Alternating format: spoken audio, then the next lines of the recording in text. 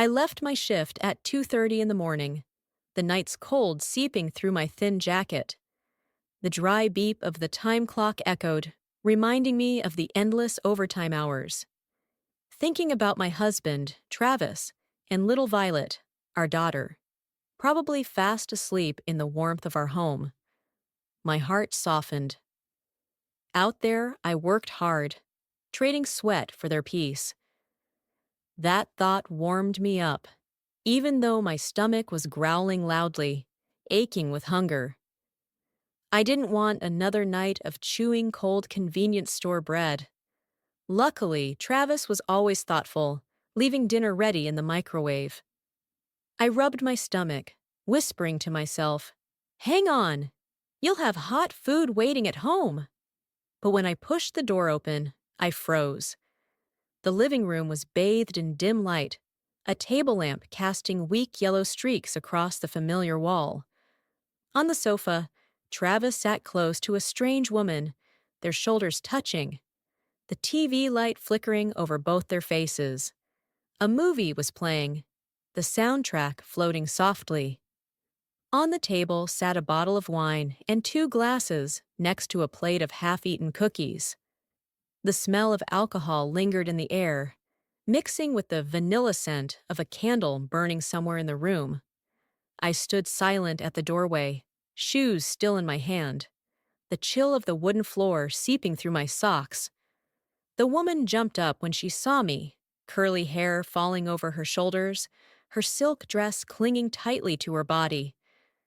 I waited for her to say something, maybe a greeting, an explanation. But she only frowned, her sharp eyes sweeping over me as if I were an intruder in her house. Then she pressed a finger to her lips, her voice low but cutting. "Shh! Keep it down! The kids just fell asleep." "The kids?" I repeated in my head, the words slicing through me. Violet was our only child. She went on, scolding. "How can you slam the door without thinking about others? What if you woke the children?" My breath caught, like someone was tightening a grip around my throat. Slowly, I turned my head toward Travis. He was still sitting there, lazily reaching for the remote, pressing pause. The flickering stopped, leaving the room in suffocating silence. "Hey, Heather," he mumbled casually. "It was the best part. Where did you go?" "Heather." She turned back, her voice whiny but deliberate. "I'd rather miss the movie than have the kids disturbed." "Sleep matters, you know that. Without enough rest, how can children grow well?" Travis chuckled, the easy laugh of a man convinced he had everything under control. "Ah, right, right. I was careless." He nodded, as if they were sharing some secret I wasn't allowed to know. In that moment, I felt like a stranger in my own house. I slipped off the other shoe and set it on the floor. I lifted my head, my eyes sweeping across the two of them. Travis, still with that faint smile on his lips, and Heather, her gaze arrogant, almost daring me. I drew in a deep breath, my voice cold but steady. "Who is she?" Travis raised his eyebrows, tilted his chin toward me, his voice casual as if I had just asked a pointless question. "I told you already this is Heather, Tyler's mom, Violet's preschool classmate." He leaned over, set the remote down on the table. I was just about to take off my coat, letting the warmth of the room chase away the night's chill clinging to my body, when Heather stepped forward, swift as a gust of wind, lifting her hand to stop me. "Why don't you take off your outer coat before coming inside?" she said, her voice sharp and high, like she was lecturing. "Adults carry the most bacteria. You come in like this, the whole house is filled with germs. The kids will get sick." I froze, my hand still clutching the edge of my coat. Her attitude, like a mistress of the house giving orders, made my blood boil. Who was she to stand here, in my house, and tell me how to live? I threw the coat onto the floor. "Excuse me," I said, my voice cold as stone. "This is my house. The child who lives here is my daughter. If my child gets sick, we, her parents, will take care of her. What does it have to do with you?" Silence fell over the room, heavy as a curtain. Heather's frown deepened, her lower lip catching between her teeth. She tilted her head toward Travis, her posture softening, like she was pleading. I knew that look, the look of someone trying to make themselves small to win sympathy. But I wasn't moved, not tonight. Travis got up, walked toward me, his shoulders slightly bent, the posture of a seasoned peacemaker. Come on now, he said, his voice gentle but tinged with reproach. Why so harsh? I've been exhausted taking care of our kid all day, and finally someone is willing to sit here and talk with me. He stopped, watching me, his eyes gauging my reaction. You come home and start angry right away. Don't you think about my feelings too? I stood still, my breath catching. Travis went on, his tone smooth, like he was laying out a perfectly reasonable story. Tyler and Violet play together, take piano lessons together. When they're tired, they sleep over here. Tyler's mom helps me guide our child. Instead of being grateful, you turn around and blame her? You're being unreasonable. My chest tightened, like someone was squeezing my heart. Yes, caring for a child was exhausting. I'd seen mothers online, eyes red from exhaustion, breaking down after nights without sleep. But if Travis carried that burden, did I not understand? I looked at him, saw his eyes soften, as if waiting for me to nod, to apologize. The guilt flickered across my face, and Travis seized it, stepping closer, placing his hand on my shoulder, nudging me gently toward the kitchen. Come on, he said, his voice like coaxing a child. Don't come home and stir up the whole house. Eat something and then go wash up. I walked along, my feet heavy as lead, but then a lazy voice rang out behind me. Travis, are we finishing the movie? Heather stood there, one hand on her hip, her eyes gleaming like she was pulling him back onto her stage.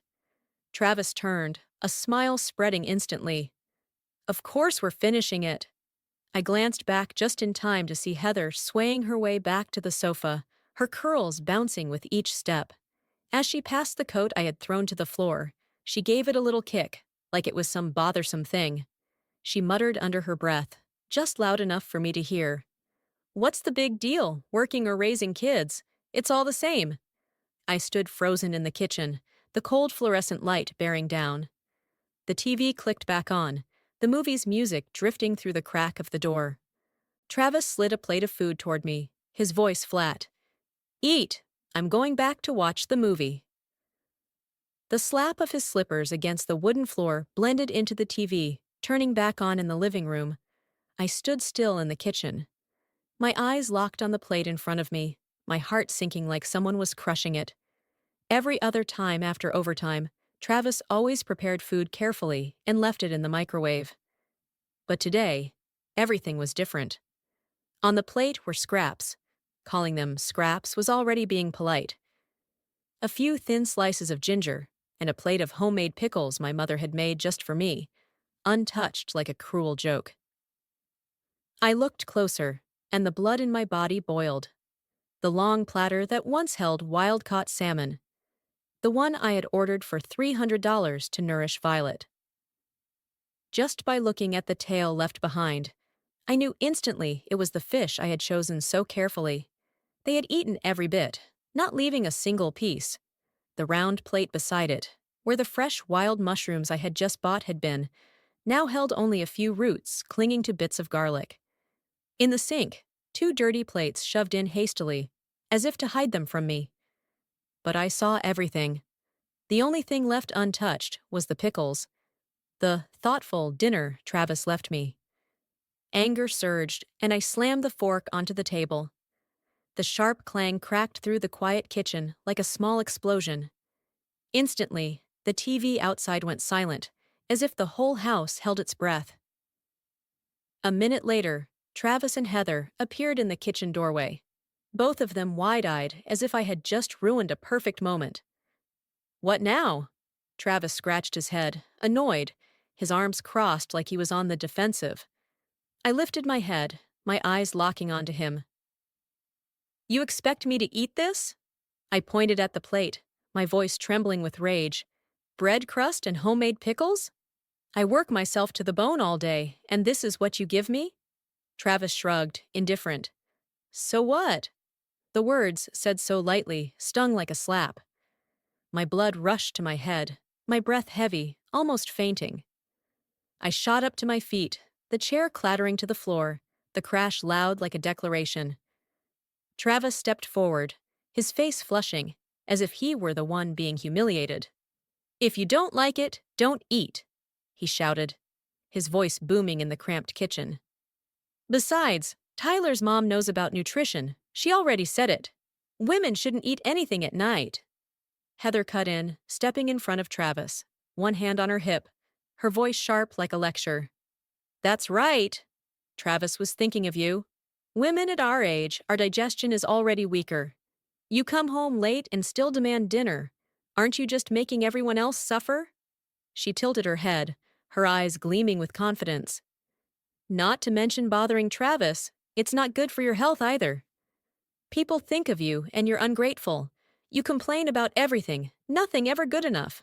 If you're so capable, quit your job, stay home, take care of the kid, cook and clean, and see how long you last.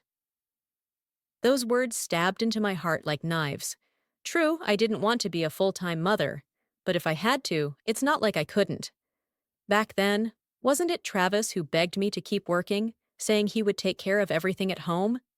If not for his words, I would never have handed Violet over, never handed this house over to him. I remembered the days before Violet went to preschool, when the nanny and my mother took turns caring for her. But Travis sent me countless videos, full-time moms crying, stressed, burned out.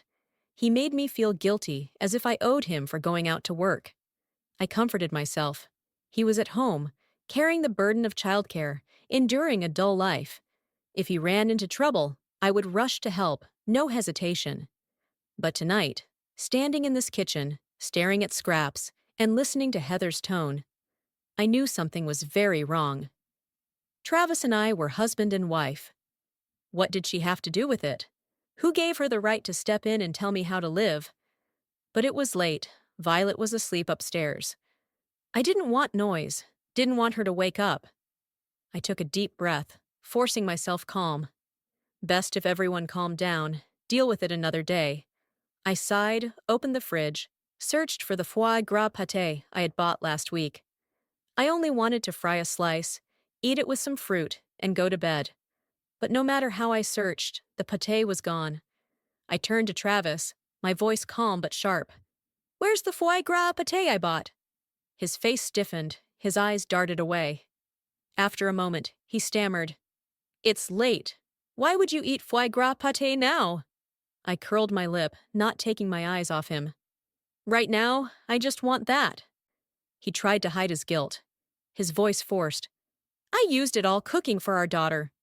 But his eyes, the way his fists clenched, betrayed the lie. I slammed the fridge door shut, my voice cold. I just bought it yesterday. There's no way she ate it all in one day.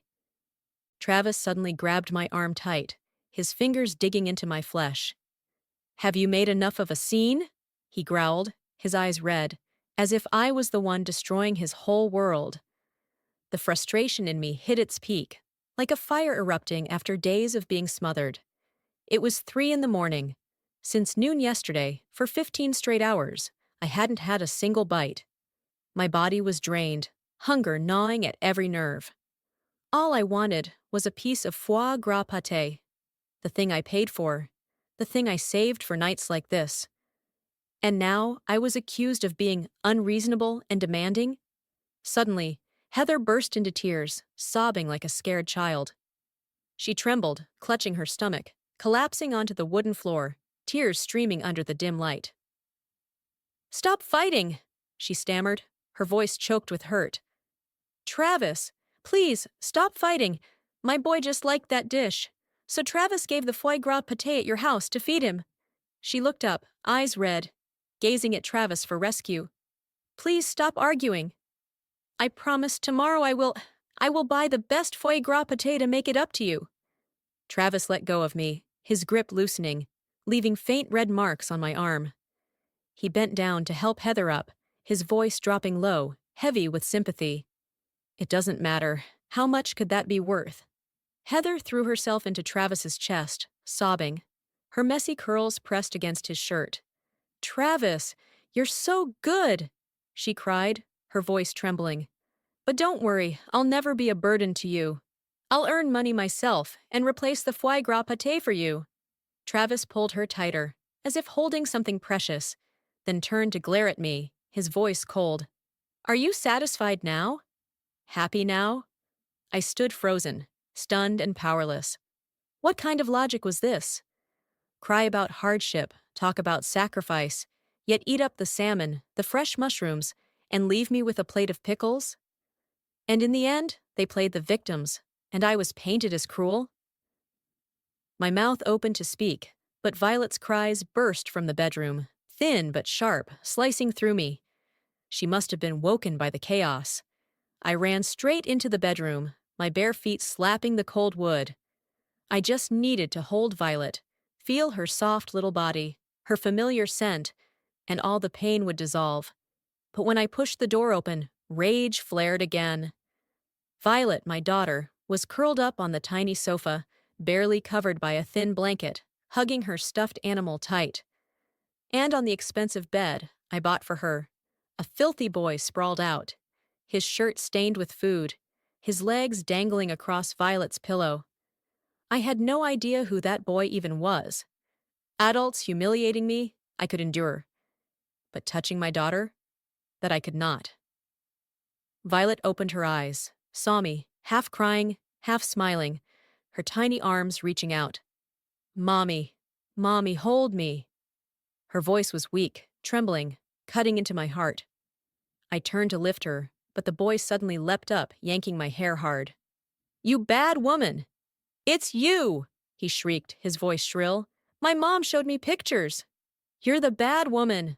My scalp burned, pain shooting down my neck. I twisted, grabbed his hand, slapped it off to release my hair, but instantly he screamed, his wails echoing through the small room. Right away, Heather and Travis rushed in, their shadows stretching under the nightlight. Heather shrieked, Emily! You're so angry you hit my child? How could you? The foie gras pâté was me. It had nothing to do with Tyler. She clutched the boy, curling into Violet's bed. I turned, clutching Violet in my arms, her face pressed into my chest, sobbing. Mommy, you're home! Her voice shaky, tiny, like she was searching for safety. Travis stood there, arms crossed, eyes full of reproach. You're an adult, and because you couldn't get food, you take it out on a kid? He said impatiently. Rage tore through me as I shouted, Are you insane? Your own daughter is sleeping on the sofa, her body cold, while you let some strange boy take her bed? Travis flinched, his eyes darting away. Well, he's still a guest, he muttered. Besides, dinner was made by Tyler's mom. If Tyler wanted the small bed, what's wrong with letting him for one night? Heather tugged his sleeve, her voice quivering. Stop, Travis, it's our fault. My son doesn't deserve to lie on Violet's bed. It's true, he dirtied her things. She lowered her head, shaking, playing out a tragic scene. Travis turned back, gently stroking her messy hair. Don't say that, he whispered, strangely tender. To me, you're the best woman. Then he picked up Tyler, grinning in Heather's arms. I stared at them, the blood in me boiling. She gave birth, stayed home as a housewife, and that made her the best woman? Fine then. He could live with her. I was about to rise when Violet lifted her head, her face flushed, eyes watery. Mommy, Violet feels bad. Her voice faint, her breath carrying a foul smell. I lifted her lips, bits of food still in her mouth, never cleaned. Violet, you didn't brush your teeth tonight? I asked, my voice trembling with worry. Heather jumped in, shrill. There was only one toothbrush. I let Tyler use it first. Then I told Violet to brush by herself. Girls mature earlier than boys. She needs to learn independence. Who knew Violet was already this lazy, not even brushing? I had never imagined, while I broke myself working outside, my daughter was being treated like this in her own home. Shut your mouth! I roared, my voice shaking the room. Violet gripped my finger, her voice quivering. Mommy! Violet's so hot! I touched her forehead, burning. No, she was running a high fever. I grabbed her up, wrapped her in another coat, and rushed straight for the door. Behind me, Heather still rambled. Travis, your daughter really isn't good. She's too weak. Same food, same living. Yet my Tyler is so much stronger. I didn't turn back. Violet's cries still rang in my ears, faint but cutting. I ran straight to the hospital, the night air slapping my face, but my heart blazing like fire. By the time I arrived, it was 4:30 in the morning. In the emergency room, I sat waiting, my whole body drained, Violet in my arms, her breathing weak. That morning, I called my parents, briefly telling them what had happened, my voice breaking, not knowing where to even begin. My parents, who are used to waking early, drove straight to the hospital when they heard. And I looked at Violet's pale face, the child curled safe in my arms, her breath hot against me. The doctor came in, his voice low. She has a bad cold. Luckily, you brought her in time. If you'd waited longer, it could have turned into pneumonia. I hugged Violet tighter, feeling her small body burning through the thin clothes.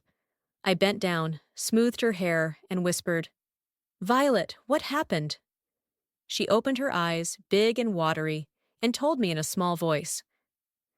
After preschool finished, Violet and Tyler went to the playground. Tyler bullied her, chased her, pretended to be a monster, screaming scary noises. Violet was frightened and ran until she was soaked with sweat.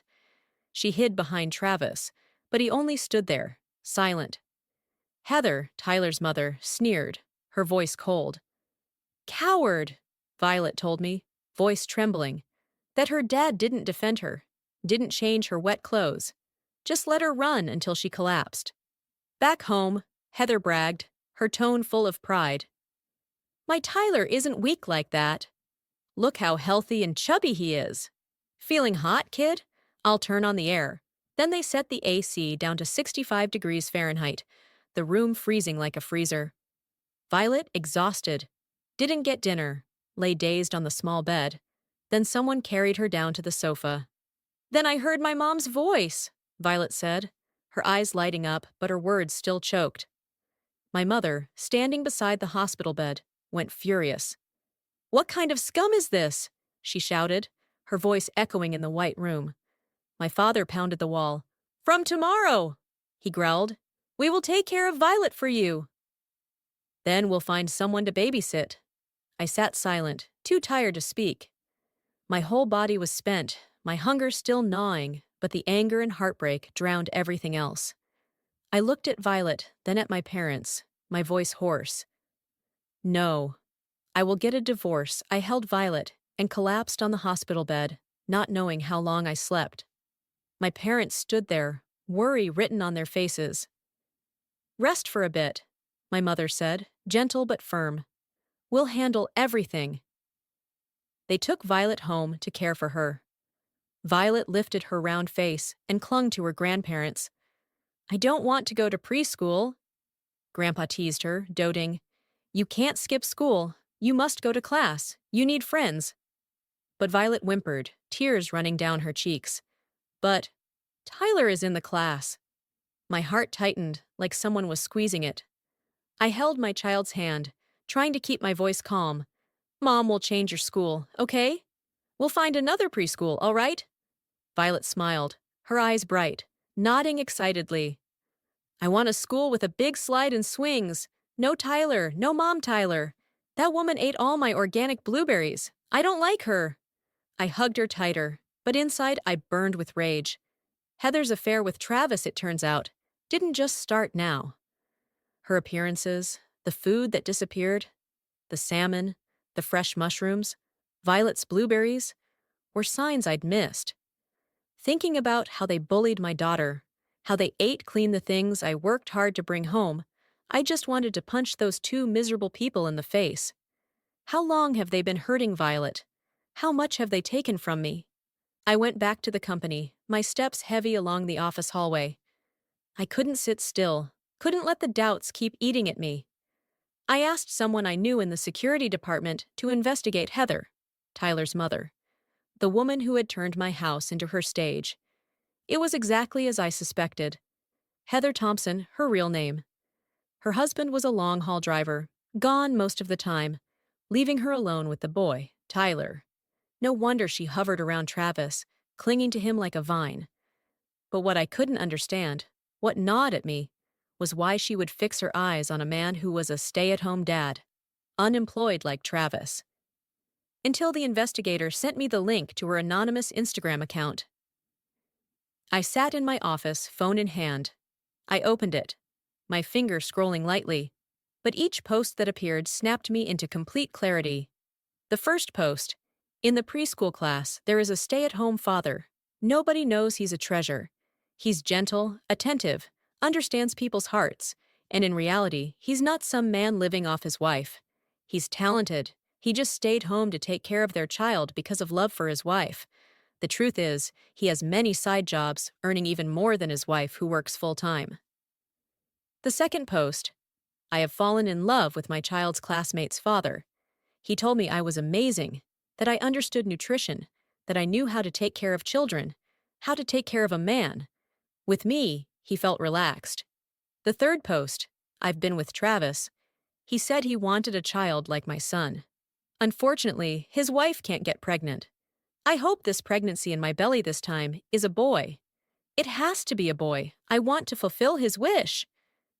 I froze, my breath choking. Heather pregnant? With Travis? The fourth post: I must make that woman know I exist. The fifth post, the most recent: I like this house. Everything now belongs to me. Attached was a photo. My dressing room, jewelry glittering under the light, the pieces I had collected through years of hard work. My hands trembled so hard, I almost dropped the phone. So months ago, the two of them had already been sneaking around. Heather's sudden appearance in my home. Everything was a plot. A plan laid out to push me out of my own house. I gathered every piece of evidence, sent it straight to my lawyer. The down payment on the house had been paid by both me and Travis, but the monthly installments for all these years had been only me. I had to get proof of adultery in the marriage. I would make sure he lost everything, not a single penny left, no right to affect my daughter's life again. Violet would not have to endure one more second with people like them. Thinking back, it was ridiculous. Heather craved the material comforts of my home, dreamed of taking the house I had built. And Travis? What kind of man was he really? He had no side job, not a single penny of his own beyond what I earned. The words of praise online, the treasure, the talented man Heather wrote, were nothing but an act he staged to deceive her. The financial burden sat on my shoulders alone, every monthly payment, every night of overtime carried by me. I was firm in not having another child, not because I couldn't, but because I knew he wasn't worth it. He twisted that into an excuse, a pitiful story to justify his affair. But his true nature, after all these years, I knew too well. He was irresponsible down to his bones. I only realized it fully when I was pregnant with Violet. Back when we had just graduated, both of us working. Every day Travis would complain, his voice dragging. "Work is too hard. I don't want to do this anymore." But because we were about to marry, because children were coming, he endured, always with that scowl, as if the whole world owed him. When Violet was born, his mask fell off. One morning, sitting at the table, he declared, "I want to be a full-time stay-at-home dad." I was shocked, but then I nodded. I thought, if I made enough to support us, then him caring for Violet made sense. At least her own father should be more trustworthy than hiring someone else to care for her, right? I was naive. I once believed some people were meant to work, and some were meant to care for family. But Travis wasn't good at caregiving. He was just lazy enough to turn it into an art. Lazy as he was, I told myself, as long as he treated Violet well, I could accept it. I had thought about divorce, but every time I looked at Violet, her round eyes holding my hand, I wanted to keep a complete home for her. Back then, everything seemed fine. Each of us minding our part, living gently, easily, happily. Wasn't that good enough? But I never expected, Travis wasn't just lazy, he was greedy. He wanted me to make money so he could spend comfortably, but still wanted to look grand in front of another woman. He made up stories about having good income, a stable life. And Heather? She foolishly thought that was love. Love between the two of them? Number. It was just using each other, deceiving each other.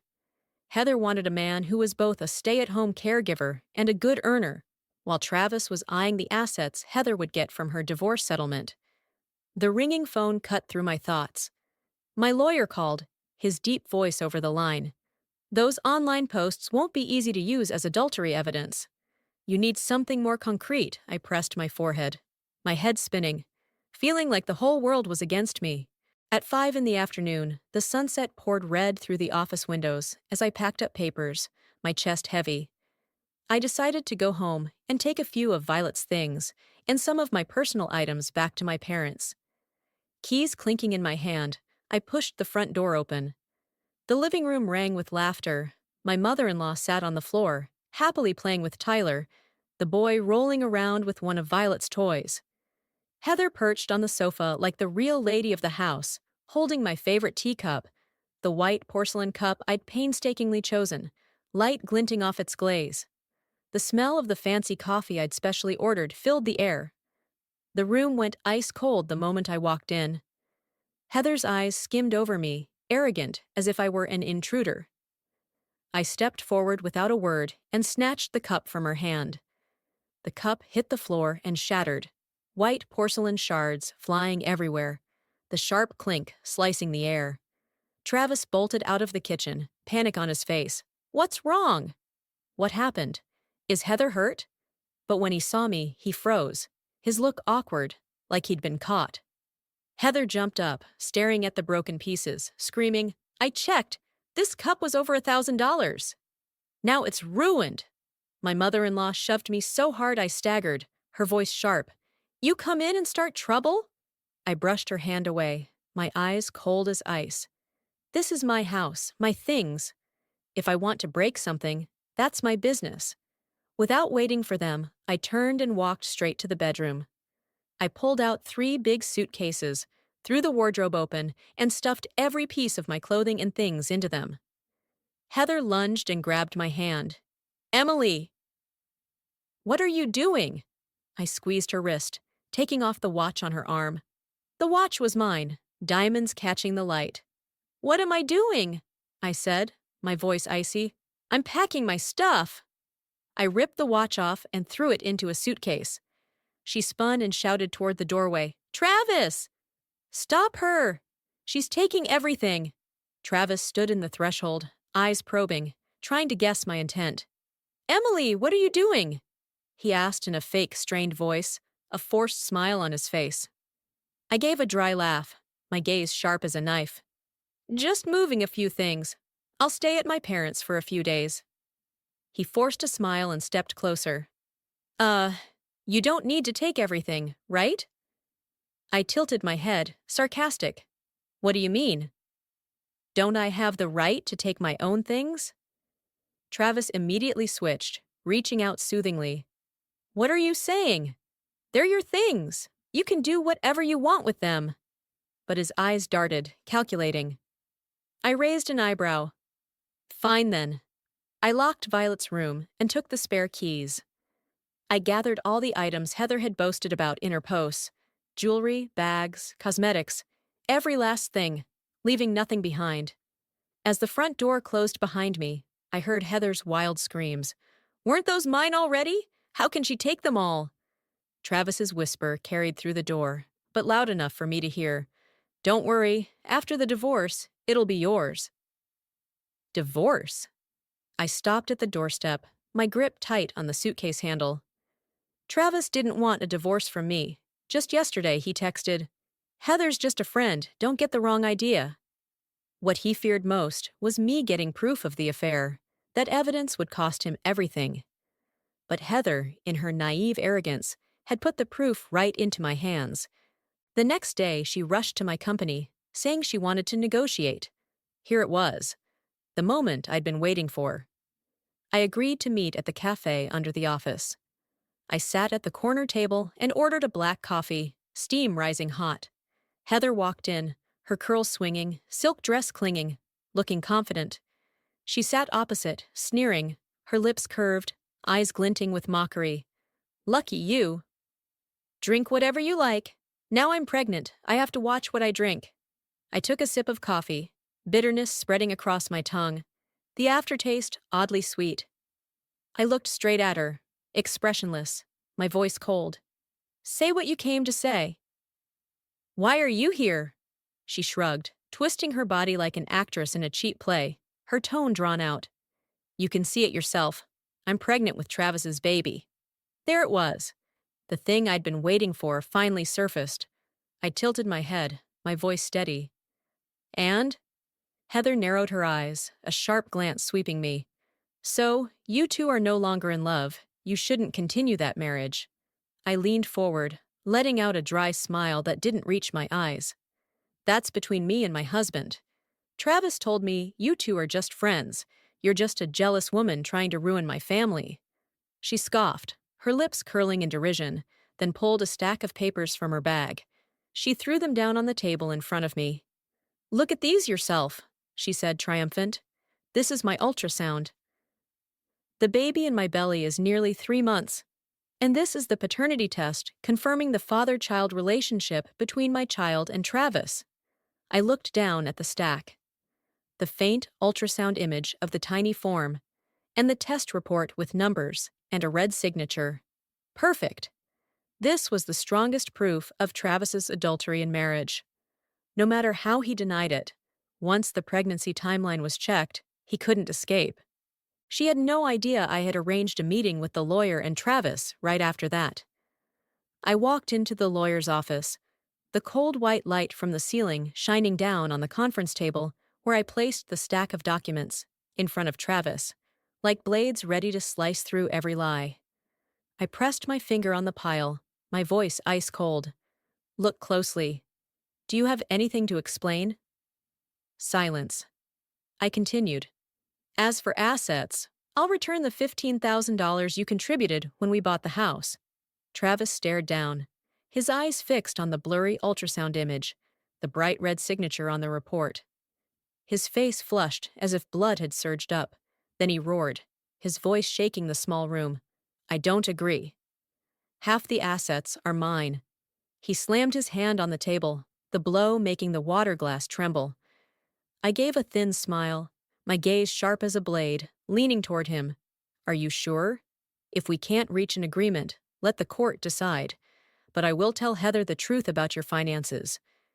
Do you think if she knew you don't have a penny, living entirely off me, she'd still want to carry that child? Still want to stay with you? Travis's face went from red to ashen, his eyes wide, as if strangled. For the first time, I saw him so angry he was speechless. He blurted out, his voice shaky like bargaining. Fine, I'll agree. But I have one condition. The house, I want to stay another 6 months. I looked straight into his eyes, unblinking, then nodded firmly. Fine. The paperwork was finalized that afternoon. I took only my personal belongings and Violet's, clothes, stuffed animals, the small things carrying her warmth. The furniture I left untouched. But there was one thing I insisted on taking. Violet's little bed, a custom order I had made for her, smooth walnut wood, her name carved into the headboard. Heather stood there, her hand on a belly not yet showing, eyes smug, her shrill voice cutting. Ha! Leaving already? Dragging out an old bed like it's worth anything? She tilted her head, her curls swaying, mocking. I didn't answer, just signaled the movers to carry it out. The news reached me through hushed calls from old friends. Heather's ex-husband had taken Tyler back, and Heather was forced to pay $1,500 a month in child support. In a rush, she married Travis, her eyes gleaming with the illusion of a wealthy, successful man ready to give her a lavish life. My former mother-in-law, with barely enough from her allowance to live on, couldn't afford to raise a child who wasn't her grandchild. And Travis? He walked away from the divorce with $20,000, but not a single job.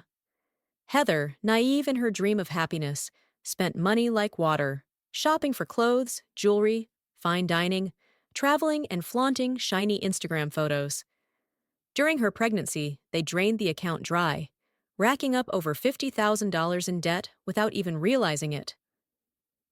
The day Heather finally gave birth arrived. My mother, sitting at the breakfast table, her voice low but firm. Don't be too cruel. At least wait until 2 days after she gives birth before you take the house back. I nodded. Exactly 2 days later, early morning, I put on a business suit, carefully did my makeup, picked the most expensive bag from my collection, and drove to the old house. Standing at the door, I didn't pound, didn't storm in. I simply pressed the doorbell. My ex-mother-in-law opened, her face twisted in anger, muttering, "Can't you leave people alone for even one day? You really are a piece of trash." I stepped closer, my face inches from hers, shaking my head with a mocking smile. That's right, that's right. I'm that piece of trash. Now get out of my house. I stepped inside, the morning light spreading across the familiar wooden floor, though the air now felt foreign. Heather sat on the sofa, wearing one of my old pajamas I had left behind, her curls messy, holding the newborn in her arms. Seeing me, she shot up, her shrill voice cutting. You! What are you doing here? Who are you people? Get out of my house!